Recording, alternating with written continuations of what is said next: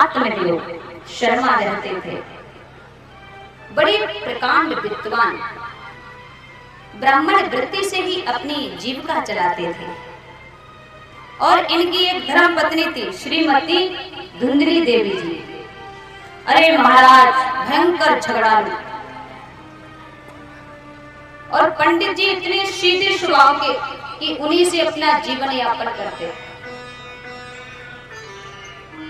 लोके वार्तारता क्रूरा प्रायसो बहुजल्पिका शूराचाग्रहे कृत्येषु कृपणा कलह प्रिया।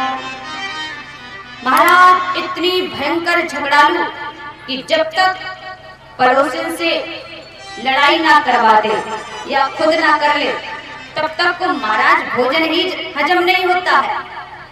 कुछ लोगों की ऐसी आदत होती है कि इधर से उधर करना, उधर से इधर करना, और सारा जीवन निंदा में ही बीत जाता है। महाराज भयंकर झगड़ालू, पर दोनों दंपति के मन में एक ही कष्ट था कि कोई संतान नहीं है। और इस कष्ट को लेकर के आत्मदेव तो घर को ही छोड़ दिया और वन को चला गया। ग्रहण त्यक्त्वा वनं गता, वो ब्राह्मण घर छोड़ करके वन में चला गया और एक वृक्ष के नीचे बैठा बैठा आंसू बहाने लगा, रोने लगा। उधर से एक संत भगवान निकले। उन्होंने जब देखा कि अरे एक ब्राह्मण रो रहा है, अच्छा निश्चित ही प्रभु के लिए रो रहा होगा, निश्चित ही भगवत प्राप्ति के लिए रो रहा होगा, क्योंकि यहाँ पर वन में अकेला कोई कैसे आ सकता है। एक ही कारण है कि भगवान के लिए ही रोता है। तो संत भगवान आए और पूछा, ए ब्राह्मण, कथम रोदसी विप्रतम काते चिंता बलीयसि वदितुं सत्वरं मह्यं स्वस्य दुःखस्य कारणम्। ए ब्राह्मण, कथम रोदसी, क्यों रोते हो? तुम्हें क्या कष्ट है? जब ब्राह्मण ने देखा कि संत सहानुभूति दिखा रहे हैं तो कहने लगा, महाराज क्या करूं, न जाने कितने जन्मों के पाप उदय हो गए। किम ब्रवीमीर से दुखम पूर्व पापेन संचितम मतिया पूर्व जास्तोयम कबोष्णामुपि भुञ्जते।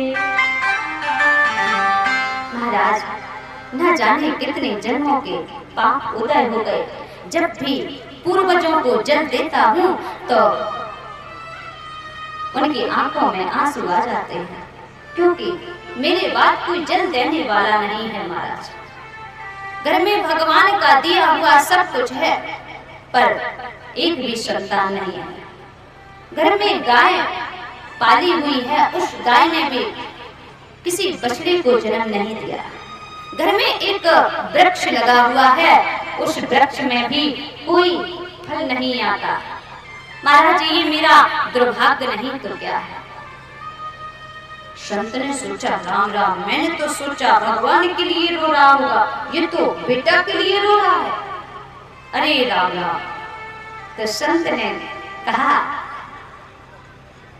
अरे ब्राह्मण, मुंचा ज्ञानम प्रजारूपम बलिष्ठा कर्मणो गति विवेकम तु समासाद्य त्यज संसार वासना। ए ब्राह्मण, ये बेटा बेटियों के चक्कर में क्यों पड़ता है? ये तो महा अज्ञान है। कर्मों की गति बड़ी कठिन है। अरे आपको बेटा हो जाएगा, तो इसकी क्या गारंटी है कि बेटे से सुख मिलेगा? अरे आपने राजा सगर का नाम सुना होगा, 60,000 पुत्र हुए थे। और किस बेटे ने सुख दिया महाराज? इतिहास पढ़ा होगा, सुना होगा। राजा सगर को पीड़ियां लग गई, तब कहीं जाकर के उद्धार कर पाए। राजा अंग का नाम सुना होगा, ऐसा बेटा नास्तिक निकला कि पिताजी को ही घर छोड़ करके भागना पड़ा। तो महाराज ये गारंटी नहीं है कि पुत्र से सुख ही मिल सकता।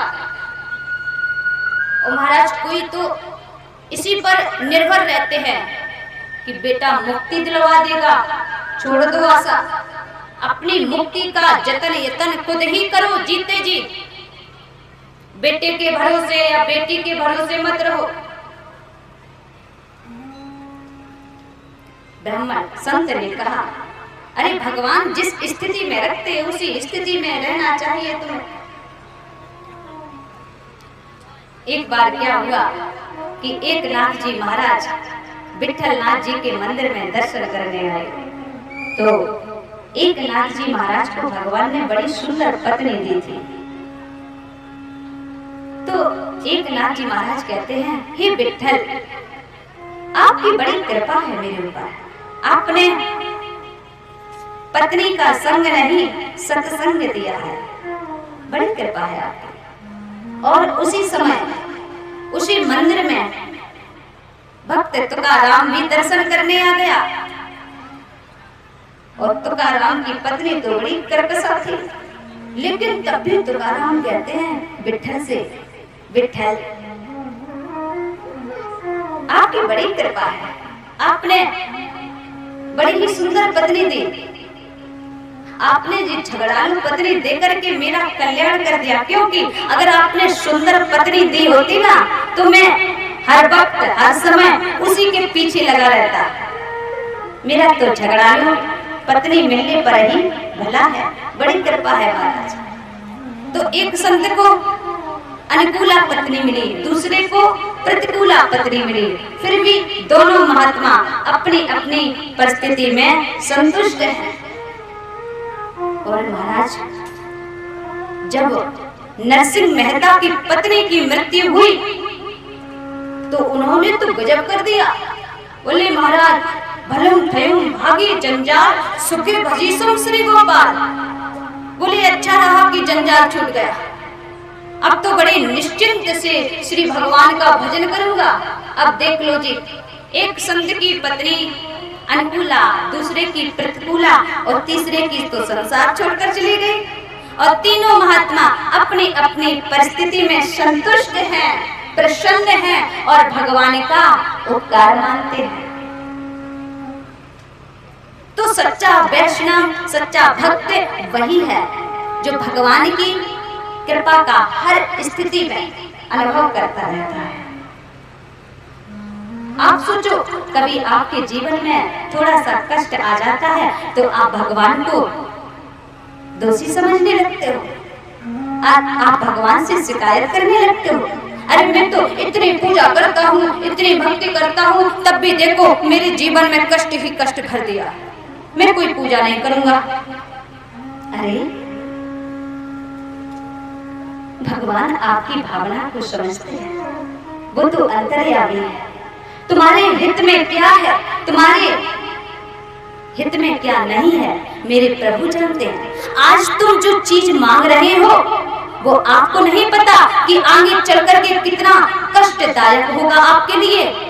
तो आपको भगवान ने नहीं दिया और आपको लगता है मेरी कामना की पूर्ति नहीं हुई, ऐसा नहीं है। भगवान अपने भक्तों की सदैव सुनते हैं, आपकी विनती कभी व्यर्थ नहीं होती। बस आप तो समय का इंतजार करिए। अगर आपकी आज प्रार्थना नहीं सुनी जा रही है, आप ये मत सोचो कि मेरी प्रार्थना स्वीकार नहीं की गई। भगवान कभी भक्त की प्रार्थना को अस्वीकार नहीं करते हैं। वो वस्तु, वो चीज आपके हित में नहीं है, इसलिए भगवान ने नहीं दी, और आपको भगवान वो चीज देंगे जो आपने सोचा नहीं होगा। इसलिए हर स्थिति में, हर परिस्थिति में भगवान की, गोविंद की कृपा का अनुभव कीजिए। हमारे संत गाते हैं।